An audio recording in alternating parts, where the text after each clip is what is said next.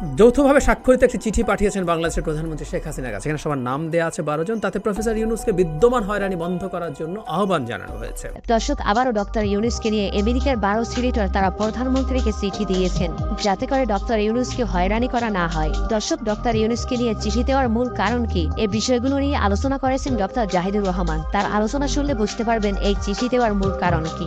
দর্শক, অত্যন্ত গুরুত্বপূর্ণ ইম্পর্টেন্ট একটি ভিডিও, তাই ভিডিওটি দেখার আগে ভিডিওটিতে একটি লাইক দিয়ে চ্যানেলটিকে সাবস্ক্রাইব করে আমাদের সাথেই থাকুন পরবর্তী আপডেট নিউজগুলো সবার আগে পেতে। ডক্টর ইউনূসের বিরুদ্ধে মামলাটার গতিবিধি দেখা আমি আমাদের বর্তমান সময়ের রাজনীতি বোঝার জন্য একটা গুরুত্বপূর্ণ টুল বলে মনে করি। এটা শুধু অভ্যন্তরীণ রাজনৈতিক ব্যাপার না, ভূ রাজনৈতিক এবং আন্তর্জাতিক সম্পর্কের ক্ষেত্র বোঝার জন্য এটা একটা গুরুত্বপূর্ণ ইন্ডিকেটর বলে আমি মনে করি। তার মামলা নিয়ে সরকার যখন যা করছে সেটা আমাদের এই ধরনের একটা ধারণা দেয় বলে আমি বিশ্বাস করি, এবং এই কারণেই তার মামলার গতি প্রকৃতি কোন দিকে যাচ্ছে আমি নিজে যেমন মনোযোগ দিয়ে খেয়াল করি, তেমনি আমি চাই যারা আমাকে শোনেন তারা আমার এই ব্যাপারে আমার ঠিক আমি যা বলতে চাই, আমার অ্যানালিসিস বা অপিনিয়ন সেটা শুনবেন।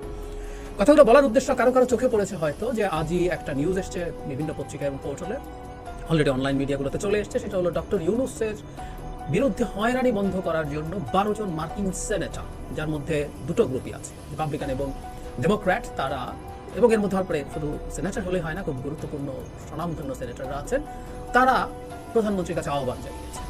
প্রশ্ন এটা কেন? অ্যাট দ্য সেম টাইম আরেকটা নিউজ আমার চোখে পড়লো আজই, সেটা হচ্ছে ডক্টর ইউনূসের, আমি সেনেটরদের চিঠির ব্যাপারে আসবো, ডক্টর ইউনূসের যে বিচারিক নথিগুলো আছে, যেই মামলায় তাকে শাস্তি দেওয়া হলো, সেই মামলার যে ডিটেল নথিগুলো আছে সেই নথিগুলো আইনজীবীদের কাছে দেওয়া হচ্ছে না। আমরা জানি যে এর মধ্যে আপিল করার কথা, সেটা হচ্ছে 1 মাস তাকে সময় দেওয়া হয়েছে, যদিও আইনজীবীরা বলছেন যে এই শ্রম আইন অনুযায়ী এটা 2 মাস হওয়ার কথা ছিল, কিন্তু তাকে 1 মাস সময় দেওয়া হয়েছে, এবং 1 মাস সময় দেওয়া হলেও এখন পর্যন্ত তারা নথি হাতে পাননি। আজকে তারিখ যদি আমরা খেয়াল করি তাহলে আমরা দেখবো যে মাস শেষ হতে আর খুব বেশি দিন বাকি নেই। এই বছরের প্রথম দিন ডক্টর ইউনূসকে শাস্তি দেওয়া হয়েছিল, তাহলে আর খুব বেশি সময় বাকি নেই। সুতরাং আমরা দেখছি সরকারের দিক থেকে এক ধরনের অসহযোগিতার tendency. At the same time মার্কিন যে সেনেটররা চিঠি লিখলেন, তাহলে কি তারাও কোনো একটা নেগেটিভ কিছু আশঙ্কা করছেন? এই প্রশ্ন আসতেই পারে। যদিও আমি মনে করি যে শুরুতেই বলেছি যেটা টু সাম এক্সটেন্ট এরশাদের মামলার মতো, এরশাদের সাথে মঞ্জুর হত্যাকাণ্ডের এর সাথে ইন্টারন্যাশনাল ডাইমেনশন ছিল না, কিন্তু দেশের অভ্যন্তরীণ রাজনীতি জড়িত ছিল। উনি যখনই সরকারের বিরুদ্ধে কোনো কিছু নড়চড় করতেন তখন মঞ্জুর হত্যা মামলাটা নড়াচড়া শুরু করত। ব্যাপারটা এইরকম। ডক্টর ইউনূসের সাথে, এটা ব্যক্তি ইউনূসের সাথে যতটুকু না, তার চেয়ে বেশি হচ্ছে আমেরিকার সাথে সরকারের ডিনামিক্সটা কি। সুতরাং ডক্টর ইউনূস আসলে একটা দাবার ঘটিতে পরিণত হয়েছেন, যেটার মাধ্যমে সরকার নানা কিছু করার চেষ্টা করেছে, আমেরিকার সাথে বার্গেইনের একটা টুল হিসেবে তাকে ব্যবহার করার চেষ্টা করেছে। আমি অনেকদিন আগে থেকে বলেছি। At the same time doctor ইউনূসের উপরে অ্যাকশন নিয়ে সরকার তার পাওয়ার প্রজেক্ট করার চেষ্টা করছে, আবার কতটুকু ছাড় দিচ্ছে সেটা দেখে সরকারের অ্যাটিটিউড হয়তো আমরা বুঝতে পারবো। তাহলে ডক্টর ইউনূসকে সরকার আসলে কি করতে চাইছে ভবিষ্যতে, সেই ব্যাপারে কিছুটা ধারণা, খুব স্পষ্ট কিছু না হলেও মোটামুটি আমরা বুঝতে চাই। তার আগে 12 সেনেটর যে চিঠি লিখেছেন সেই চিঠির কন্টেন্টটা আমরা একটু পড়ি। খুবই কঠোর ভাষায় চিঠিগুলো লেখা হয়েছে, এবং শুধু ডক্টর ইউনূস আরও অন্যান্য ইস্যু আছে। যৌথভাবে স্বাক্ষরিত একটি চিঠি পাঠিয়েছেন বাংলাদেশের প্রধানমন্ত্রী শেখ হাসিনার কাছে। এখানে সবার নাম দেওয়া আছে 12 জন। তাতে প্রফেসর ইউনূসকে বিদ্যমান হয়রানি বন্ধ করার জন্য আহ্বান জানানো হয়েছে। একই সঙ্গে সরকারের সমালোচকদের টার্গেট করে বিচার ব্যবস্থা যে লঙ্ঘন করা হচ্ছে তা বিস্তৃতভাবে সেই ধারা বন্ধ করার আহ্বান জানানো হয়েছে। তার মানে বিরুদ্ধ মত দমনের প্রতিও কন্ডেম করা হয়েছে, আর ডক্টর ইউনূসকে হয়রানি বন্ধ করার আহ্বান। তার মানে একটা কথা খুব স্পষ্ট, সেটা হচ্ছে দীর্ঘদিন থেকে সরকার ডক্টর ইউনূস সম্পর্কে যেটা বলার চেষ্টা করেছেন যে ডক্টর ইউনূসকে বিচার ব্যবস্থা শাস্তি দিচ্ছে, সরকার শাস্তি দিচ্ছে না।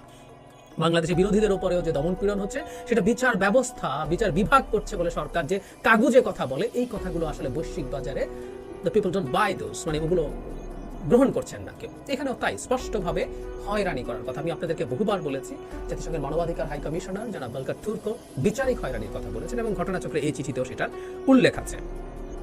চিঠিতে স্বাক্ষরকারীরা লিখেছেন প্রফেসর ইউনূসের বিরুদ্ধে মামলার প্রক্রিয়াগত ত্রুটির বিষয় তুলে ধরেছেন জাতিসংঘের মানবাধিকার বিষয় হাই কমিশনার ভলকার তুর্ক এবং অ্যামনেস্টি ইন্টারন্যাশনালের মতো মানবাধিকার বিষয়ক সংগঠনগুলো। এমন বিচারে প্রফেসর ইউনূসকে সম্প্রতি শ্রম আইন লঙ্ঘনের জন্য 6 মাসের জেল দেওয়া হয়েছে, যার বিরুদ্ধে তিনি আপিল করেছেন। স্বনামধন্য এসব সংস্থার যুক্তি ফৌজদারি কার্যবিধির যে গতি এবং বারবার রাজনৈতিক উদ্দেশ্যে বিচারিক প্রক্রিয়ার অপব্যবহারের ইঙ্গিত দেওয়া হচ্ছে। তারা বলছেন বারবার এবং নিরন্তর ইউনূসকে হয়রানি এটাই প্রতিফলিত করে বাংলাদেশের বহু নাগরিক সমাজের সদস্যরা ক্রমবর্ধমান প্রতিকূল পরিবেশের মুখোমুখি। প্রফেসর ইউনূসের বিশ্বজুড়ে দারিদ্র্যের বিরুদ্ধে লড়াইয়ের অসামান্য অবদানের স্বীকৃতি দিতে তাকে 2013 সালে যুক্তরাষ্ট্রের অভিজাতরা এটা ইনফ্যাক্ট তথ্য দিয়েছে। চিঠির অংশ বাকিটুকু। চিঠিতে বলা হয়েছে বাংলাদেশের, এই জায়গাটা ইম্পর্টেন্ট, বাংলাদেশের সঙ্গে দীর্ঘদিনের সম্পর্ককে মূল্যায়ন করে যুক্তরাষ্ট্র। এই সম্পর্কে আছে ঘনিষ্ঠ দ্বিপক্ষীয় এবং অভিন্ন স্বার্থের বিষয়ে বহুজাতিক সহযোগিতা। প্রফেসর ইউনূসের হয়রানি বন্ধ করে এবং অন্যদেরকে সরকারের সমালোচনা করার ক্ষেত্রে তাদের মত প্রকাশের স্বাধীনতা দিলে এই গুরুত্বপূর্ণ সম্পর্ক অব্যাহত থাকবে।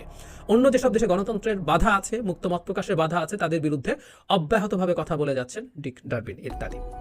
তিনি সম্প্রতি অন্যান্য বিভিন্ন দেশ সম্পর্কে কথা বলেছেন। চিঠিতে তারা আরো বলেন, বাংলাদেশ এবং সারা বিশ্বের লাখ লাখ মানুষকে উন্নত অর্থনৈতিক প্রতিশ্রুতিতে ক্ষুদ্র ঋণের প্রবক্তা ইত্যাদি ইত্যাদি যা যা বলেছে। কিন্তু আমরা মূল জায়গাটা আমরা যদি সামারাইজ করি, ডক্টর ইউনূসকে হয়রানি করা হচ্ছে। তারা এটার ভিত্তি পেয়েছেন অ্যামনেস্টি ইন্টারন্যাশনাল এবং জাতিসংঘের মানবাধিকার হাই কমিশনার, যেখানে ফৌজদারি বিচার ব্যবস্থাকে ব্যবহার করে, আমরা যে ওয়েপনাইজেশন অফ ল বলি না একটা কথা, যে আপনি আইনকে অস্ত্রে পরিণত করে, বিচার বিভাগকে আপনি একটা অস্ত্রে পরিণত করে মানুষকে হয়রানি করেন। এবং এটা শুধু ডক্টর ইউনূস না, সরকার বিরোধী যে কোনো মতের জায়গা। এখানে একটা জায়গা আমার কাছে খুব ইম্পর্টেন্ট মনে হয়, সেটা খুব স্পষ্টভাবে বলা হচ্ছে বাংলাদেশের সাথে বিভিন্ন ক্ষেত্রে ঘনিষ্ঠ দ্বিপক্ষীয় এবং বহুজাতিক সম্পর্কে সহযোগিতা রয়েছে। প্রফেসর ইউনূসের হয়রানি বন্ধ করে এবং অন্যদেরকে সরকারের সমালোচনা করার ক্ষেত্রে মত প্রকাশের স্বাধীনতা দিলে এই গুরুত্বপূর্ণ সম্পর্ক অব্যাহত থাকবে। আমরা একটা জিনিস একটু জানি নিশ্চয়ই, সেটা হলো যে বাংলাদেশের যে তথাকথিত সংসদ আর আমেরিকার সংসদ, সেনেট হচ্ছে আমেরিকার আপার হাউস, এবং খুব গুরুত্বপূর্ণ কতগুলো ক্ষমতা এই সেনেটের হাতে আছে। এখন এই আপার হাউসের কেউ যদি ডেমোক্রেট দলীয় সদস্য থাকে, বাংলাদেশের মতো মাথা বিকিয়ে দেয়া, হা হা হা করা, না না না করা, হা জয় যুক্ত হয়েছে, ব্যাপারগুলো এইরকম না। সুতরাং আমেরিকার দুই দলেরই সেনেটররা মনে করছেন যে আমেরিকার সাথে বাংলাদেশের দ্বিপাক্ষিক এবং বহুপাক্ষিক যেসব সহযোগিতার জায়গা আছে, সেগুলো ডক্টর ইউনূসের হয়রানি করার সাথে তারা অন্তত যুক্ত করতে চাইছেন। তাহলে আমরা কি বলতে পারি? সম্প্রতি আমরা দেখছি যে আমেরিকা মোটা দাগে সরকারের সাথে এনগেজ করছে এবং এনগেজমেন্ট আরো বাড়তে পারে। বিশেষ করে পিটার হাস পররাষ্ট্রমন্ত্রীর সাথে বৈঠকের পর বেরিয়ে এসে খুবই ওয়ার্ম এবং কর্ডিয়াল টোনে কথা বলেছেন। এগুলো এক ধরনের ইঙ্গিত দেয় যে সরকারের প্রতি যে ধরনের নেগেটিভ অ্যাটিটিউড আমেরিকার ছিল, যে ধরনের কোয়ার্সিভ বা বল প্রয়োগ করা ধরনের অ্যাটিটিউড ছিল, সেগুলো থেকে আমেরিকা অনেকটা সরে এসেছে। অন্তত নির্বাচনের পর at least for the time being তারা আরো বেশ কিছুদিন দেখতে চাইছে। সেটা কেন কি আমি সেটা নিয়ে কথা বলেছি। কিন্তু আমেরিকার মধ্যে যে এই ব্যাপারগুলোকে এত সহজে মেনে নিচ্ছেন, এবং বিশেষ করে ডক্টর ইউনূসকে আমেরিকাও দেখছে যে সরকারের সাথে সম্পর্কের ক্ষেত্রে একটা বাইল্যাটারাল সম্পর্ক বা মাল্টিল্যাটারাল সম্পর্ক কেমন হবে তার একটা নির্ধারক হিসাবে দেখছেন। সেই নির্ধারক হিসাবে দেখাটাও এটার সাথে তারা ট্যাগ করছেন। সুতরাং আমরা সবকিছুকে যদি একত্র করে আমরা ডক্টর ইউনূসের ভবিষ্যৎ কি দেখতে পাচ্ছি, আমি এখনো মনে করি এটা ডিপেন্ড করবে সরকার আমেরিকার সাথে আসলে সম্পর্কটা কেমন ভাবে দেখছে। আমেরিকার প্রতি সরকার যদি পূর্ণ আস্থা নিয়ে আসতে পারে যে আমেরিকা তার সাথে এবার পুরোপুরিভাবে কাজ করবে এবং আমেরিকার সাথে তার আর কোনো রকমের কোনো ঝামেলা হওয়ার সম্ভাবনা নেই, সেটা ডক্টর ইউনূসকেও সেভ করবে, তাকে অনেকটা নিরাপদ তার জন্য পরিস্থিতি তৈরি করবে। আর যদি এমন হয় সরকার পুরোপুরি কনফিডেন্ট না, for the time being America এরকম আছে, তাহলে সরকার হয়তো ডক্টর ইউনূসকে, মানে আপিল তো হবেই, ইউনূসকে জেলে পাঠানো বা এরকম পদক্ষেপ হয়তো নেওয়ার আগে একটু ভাববে। তবে এটা সে পুরোপুরি যে ছাড় দিয়ে দেবে ব্যাপারটা সেরকম না। যতদিন পর্যন্ত আমেরিকার সাথে সম্পর্কের স্বাভাবিককরণ হবে না, ততদিন পর্যন্তই ডক্টর ইউনূসকে একটা দাবার খুঁটি হিসাবে সরকার ব্যবহার করবে বলে আমি খুব সিরিয়াসলি মনে করি। এবং প্রিভিয়াস যে মুভমেন্ট সরকারে দেখা যাচ্ছিল সেটারই ইঙ্গিত দেয়। তো সেনেটাররা যখন লিখছেন, একই সাথে যখন কোর্ট তাকে নথি দিচ্ছে না, নিম্ন আদালত তার আইনজীবীরা অভিযোগ করছেন, তখন আমাদের এটা মনে হবার যথেষ্ট কারণ আছে যে সরকার আসলে ডক্টর ইউনূসকে পুরোপুরি ছেড়ে দিচ্ছে না। আমরা যখন ওনার রায় হয়েছিল তখন প্রাথমিকভাবে একটা কথা বলেছিলাম, সেটা হলো সরকার মাঝামাঝি একটা অবস্থান নিয়েছে, তাকে শাস্তি দিয়েছেন কিন্তু জেলে নেননি। মানে এটা নর্ম যে ওনাকে জামিনের জন্য ছাড় দেওয়া হবে, কিন্তু এটা নিয়ম, চাইলে সরকার তাকে জামিন না দিয়ে জেলে নিয়ে যেতে পারতো। সো একটা মাঝামাঝি জায়গা নিয়েছিল।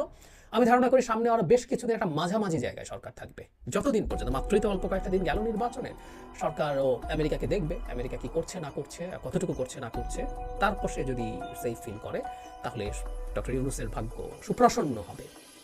এই যে এভাবে বলছি বারবার, কেউ কথা, আবার কেউ বিরাট কিতাব দেখাতে পারেন যে সরকার কেন এগুলো বিচার বিভাগ করছে। আমার মনে হয় আলোচনাগুলো করার দরকার নেই। বাংলাদেশের বিচার বিভাগ আদতে সরকারের একটা এক্সটেনশন হিসাবে তৈরি হয়েছে। সরকার যা চায় তাই বিচার বিভাগে হয়, এই ধরনের একটা পারসেপশন মানুষের মধ্যে আছে। এটা আসলে এমনি এমনি হয় না। আপনি যখন, আমি জানি কেউ বলবেন যে আমরা কেন এটা করছি, কারোর উপর আস্থা আসলে কেউ আর্ন করে। আমরা তো আসলে তার উদাহরণ আমাদের সামনে আছে কিভাবে এই বিচার বিভাগ কাজ করছে না করছে। সুতরাং এটা আমরা না, সবাই বলছি। যে সেনেটাররা যে চিঠি লিখলেন তারা সরকারকে বলছেন আপনি বন্ধ করেন, সরকারকে বলছেন, প্রধানমন্ত্রীকে বলছেন। তার মানে বিচার বিভাগে কি হয় না হয় আমেরিকানরা, আমরা যা জানি তা জানি। দর্শক, সম্পূর্ণ ভিডিওটি দেখলেন। ভিডিও সম্পর্কে আপনার মূল্যবান মতামত অবশ্যই কমেন্ট করে জানিয়ে দেবেন। এখনো যদি চ্যানেলটিকে সাবস্ক্রাইব না করে থাকেন, অবশ্যই চ্যানেলটিকে সাবস্ক্রাইব করে রাখবেন পরবর্তী আপডেট নিউজগুলো সবার আগে পেতে।